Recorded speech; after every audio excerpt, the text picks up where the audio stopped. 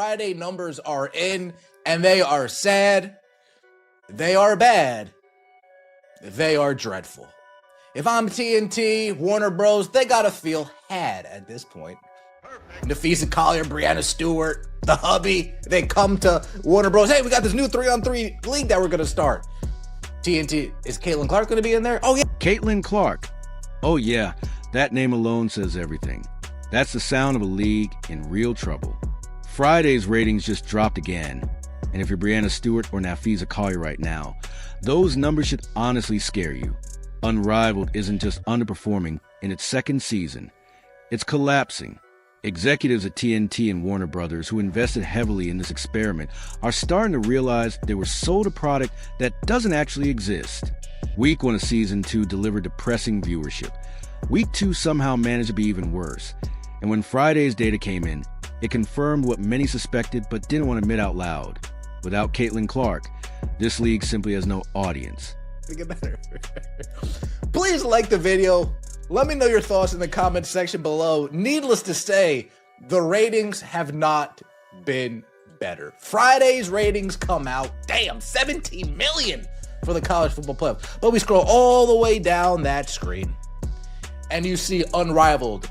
Breeze versus Hive, 30,000 viewers in the 18 to 49 demographic, with a total of 110. Look at those numbers again. Breeze versus Hive pulled just 30,000 viewers in the 18 to 49 demographic, with total viewership around 110,000 people. Vinyl versus Rose told the same story. About 30,000 in the demo and barely 100,000 total viewers. Now here's what makes this truly devastating.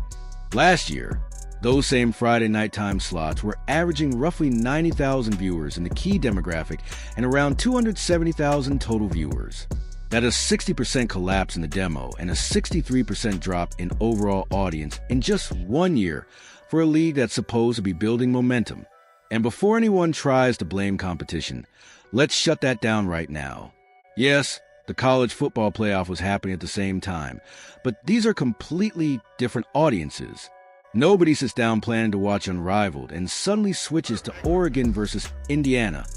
That's simply not how viewership behavior works. Okay.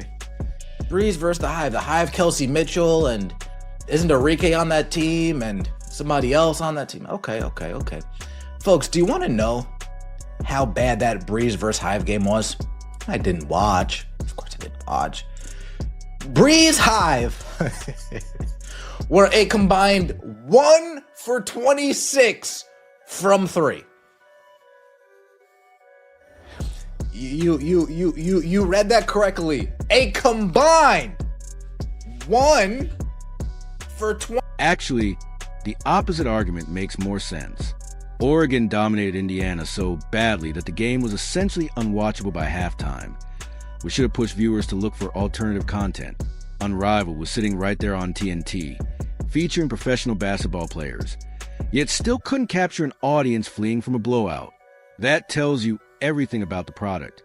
When you can't even attract bored sports fans who are actively searching for something else to watch, you don't just have a content problem, you have a fundamental interest problem. Now let's talk about the pitch that convinced TNT to sign on in the first place.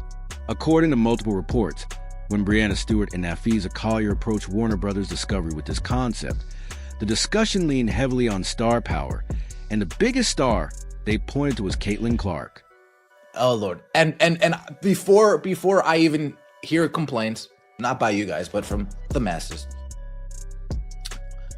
the college football playoff audience, they don't give a fuck about Unrivaled. So before people say, oh, of course the ratings are going to be down, the college football playoffs are on. Dude, nobody said, oh man, I would really love to watch Unrivaled today, but the college football playoffs are... No. Completely two different demographics, two different types of people. Stop. Cut it out. Shout out to Joey Gladstone. It ain't happening. It ain't happening. Maybe 50 people said that to themselves. Think about this from an executive's perspective. You're being pitched a new 3-on-3 women's basketball league that will air in January and February, the dead zone of the sports calendar. The founders are established WNBA players, which give the project credibility. And you're being told that Caitlin Clark is going to participate. Of course you signed that deal. Caitlin Clark had just transformed women's college basketball into must-watch television. She's a rare player who consistently moves ratings, the difference between a game drawing 300,000 viewers and one pulling 3 million. So you write the check expecting her involvement. Season 1 arrives and there's no Caitlin Clark. Maybe she needed recovery time after a college season, but you still have Sabrina and Angel Reese. So there's at least some star power. The ratings are mediocre but acceptable for first season, and you convince yourself growth will come. Then Season 2 planning begins. Still no Caitlin Clark, no Aya Wilson, arguably the second biggest draw in women's basketball, no Paige Buchers, no Sophie Cunningham. Then Sabrina opts out, and Angel Reese decides she has better things to do with her time. About the pathetic ratings. Quote, obviously, we want them to be consistently high no matter if we play on Friday or Saturday, Sunday or Monday. And know that we have a space on our own here and in the league of sports. People aren't typically used to seeing women's professional basketball at this time unless you're watching EuroLeague or something like that, so ratings is a huge one. Now you're sitting in an executive meeting staring at a product that looks nothing like what you thought you were buying. The star power you paid for simply doesn't exist. The ratings aren't just flat, they're in free fall, and you're locked into a broadcast contract for a league that can't draw flies. But it gets worse, because it's not only the ratings that are embarrassing. The actual basketball on the court is borderline unwatchable. Breeze and Hive combined to shoot just 1 for 26 from three-point range in Friday's game. Read that again. One made three-pointer out of 26 attempts between both teams. That's not professional basketball. That's closer to a recreational league at the YMCA, and viewers can absolutely tell the difference.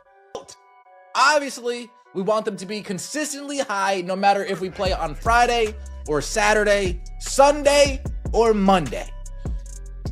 And know that we have a space on our own here and in the league of sports. People aren't typically used to seeing women's professional basketball at this time unless you're watching EuroLeague or something like that, so ratings is a huge one. Here's a news flash. Here's a news flash. People just still aren't used to watching women's basketball.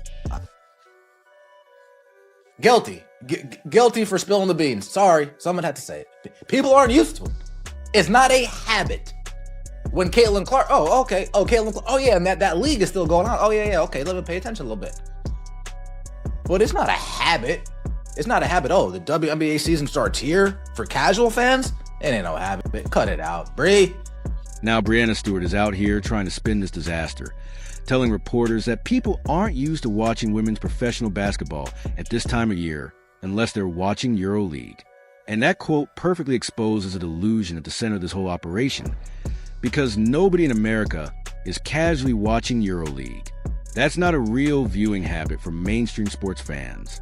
You can't blame bad ratings on audience behavior that doesn't exist. The issue isn't that people aren't accustomed to watching women's basketball in January. The real issue is that people aren't interested in watching women's basketball without the specific players who actually make it compelling. This isn't about building a habit. Caitlin Clark's games became must-watch television instantly. There was no adjustment period, no waiting 3 seasons for fans to learn to care. The audience showed up immediately because the product was undeniable. Unrivaled isn't compelling.